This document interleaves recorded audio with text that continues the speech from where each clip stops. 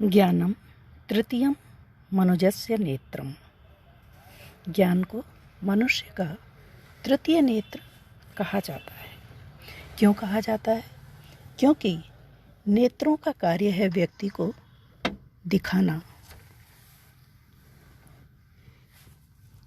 तो जिस प्रकार से नेत्रों की मनुष्य के जीवन में बलवती उपयोगिता होती है, उसी प्रकार से जो विद्या है, ज्ञान है, विवेक है, उसके बिना मनुष्य पंगु है। वह जीवन में आगे नहीं बढ़ सकता, सफलता प्राप्त नहीं कर सकता, अपने जीवन को सुखमय नहीं बना सकता। तो इसके लिए आवश्यक है ज्ञान प्राप्ति, और ज्ञान प्राप्ति का माध्यम है विद्या। क्योंकि विद्या एक ऐसा तत्व है जो मातेव रक्षति पितेव हिते नियुक्ते कांतेव च अभिरमयति अपनीय खेदम लक्ष्मीं तनोति वितनोति च दिक्षुर कीर्तिम किम किम न साधयति कल्पलतेव विद्या।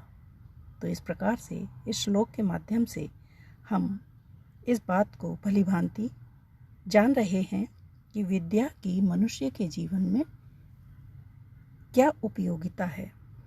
विद्या माता के समान रक्षा करने वाली होती है और पिता के समान हितकारी कार्यों में नियुक्त करने वाली हुआ करती है।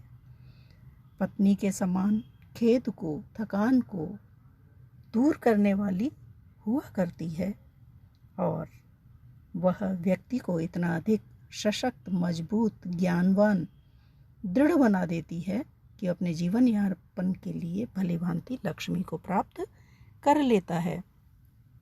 और फिर जिसके पास लक्ष्मी है, सुख साधन है, जो संपन्न है, उसकी चारों दिशाओं में कीर्ति स्वतः व्याप्त हो जाती है। यह समस्त कार्य विद्या के माध्यम से ही व्यक्ति संपन्न करने में समर्थ होता है। तो सच ही कहा गया है, किम किम न साधयति। कौन सा ऐसा कार्य है या फिर क्या क्या विद्या के द्वारा मनुष्य के जीवन में नहीं किया जाता, अर्थात वह हर प्रकार से उसका मार्ग प्रशस्त करती है, जीवन को सुगम बनाती है, सरल बनाती है, सुखद बनाती है। तो इस प्रकार के गुणों से युक्त जो विद्या है, या इतने स्वरूपों वाली जो विद्या है, उस के बहुमुखी रूप को जानने के लिए हमें साहित्य से जुड़ना होता है।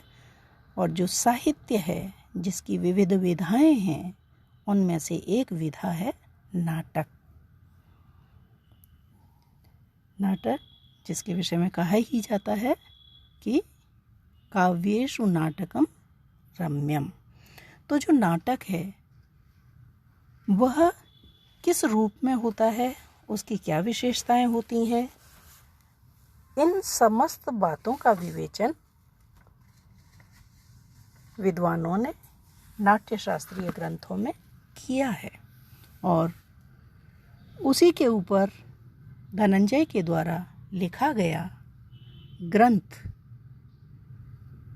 दशरूपक है, जिसके 4 प्रकाश हैं, और हम इस समय प्रथम प्रकाश का अध्ययन कर रहे हैं, जिसमें हम संधियों के विषय में पढ़ रहे हैं।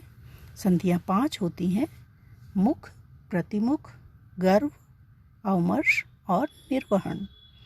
3 संधियों का अध्ययन हमारे द्वारा किया जा चुका है, और अब हम पढ़ेंगे औमर्श संधि।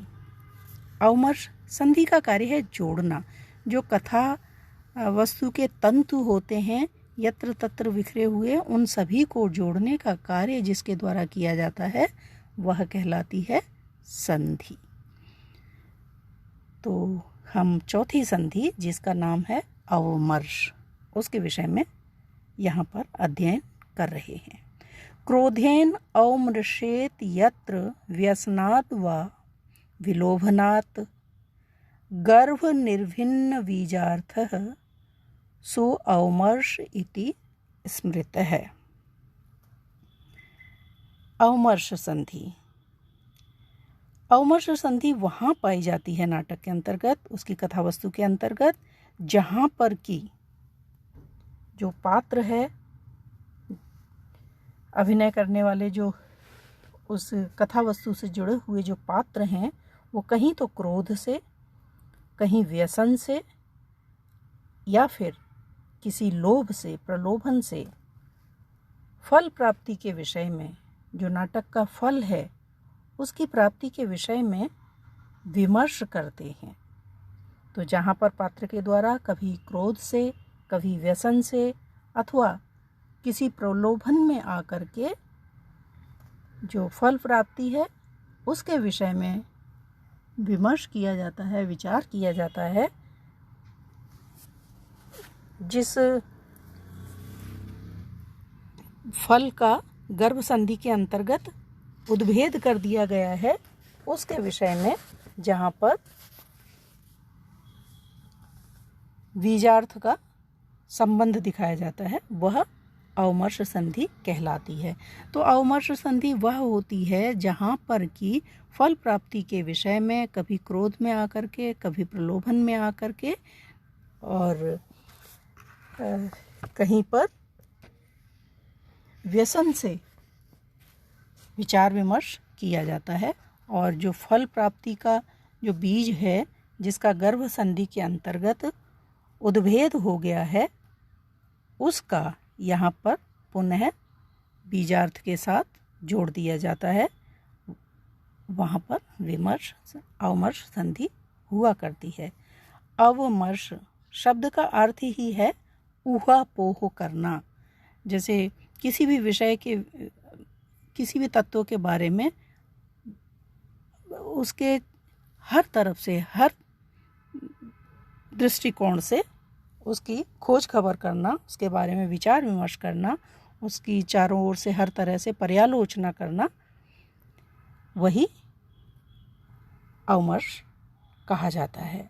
और यह पर्यालोचना जो है, कभी तो क्रोध से की जाती है और कभी किसी व्यसन के कारण, किसी आपत्ति के कारण उस का अवमर्श किया जाता है, पर्यालोचन किया जाता है, विचार विमर्श किया जाता है, और कभी विलोभन के कारण से उस बीज के, जो बीज के रूप में वपन की गई कथा वस्तु है, उससे जिस फल की प्राप्ति होनी है उसके विषय में जहाँ पर इस प्रकार से ऊहापोह चलती है, वह अवमर्श संधि कही जाती है।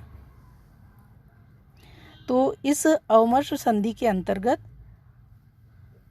जहाँ यह फल होना चाहिए, मतलब कोई भी कथा वस्तु है जो चल रही है, तो इसका निष्कर्ष यह निकलना चाहिए और इससे इस चीज़ की प्राप्ति होनी चाहिए। इस प्रकार से गर्भ संधि के अंतर्गत जो बीज उद्भिन्न हो गया था, उसी बीज कथा वस्तु का जो अंश वहाँ पर वपन करके उसका उद्भेदन कर दिया गया था, जिसका बीज का वपन मुख संधि के अंतर्गत किया गया और प्रतिमुख के अंतर्गत वह थोड़ा सा अंकुरित हुआ और गर्भ संधि के अंदर वह उद्भिन्न हो गया। उसी बीज के साथ जहाँ संबंध दिखाया जाता है और उसके विषय में पूर्णतः पर्यालोचन किया जाता है, वही अवमर्श संधि कही जाती है।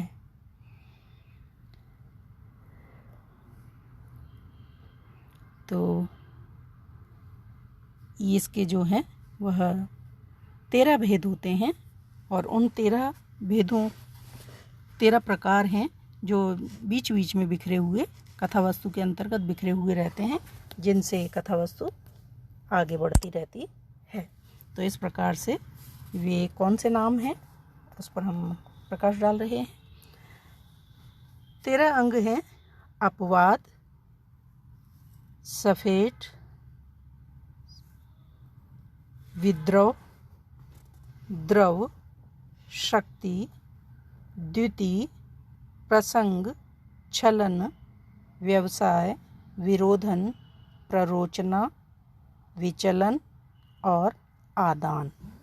तो इस प्रकार से अपवाद, संफेट, विद्रवा इत्यादि इस अवमर्श संधि के 13 अंग पाए जाते हैं और उन अंगों के माध्यम से वह कथा वस्तु को आगे बढ़ाते हुए उसकी फल प्राप्ति तक ले जाने का कार्य किया करती है। इस प्रकार की अवमर्श संधि होती है जिसमें जो कथा वस्तु है उसके विषय में ऊहापोह पूर्णतया विचार विमर्श होता है, पर्यालोचना चलती रहती है और फिर उसे इसके 13 अंग हैं उनके माध्यम से फल प्राप्ति की ओर धकेला जाता है, उस ओर ले जाया जाता है। और फिर अगला जो पायदान आता है वो है निर्वहन संधि, जहाँ सभी चीज़ें उनका एक मुख्य धार से, मुख्य सूत्र से बंध जाती हैं और फलागम की प्राप्ति होती है।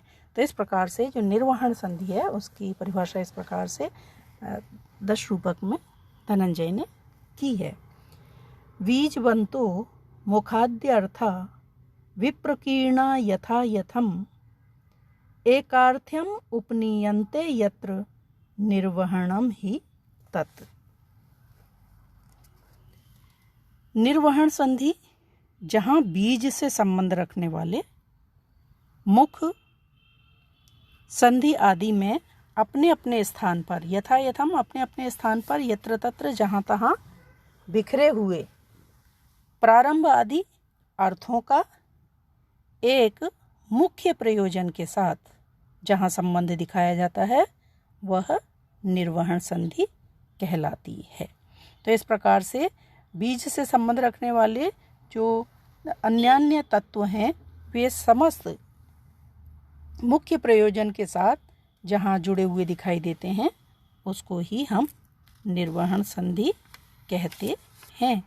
और ये जो निर्वहन संधि है इसके 14 भेद, 14 अंग कहे गए हैं। उन अंगों के माध्यम से यह फल प्राप्ति कराने में समर्थ हुआ करती है। वे 14 अंग कौन से हैं?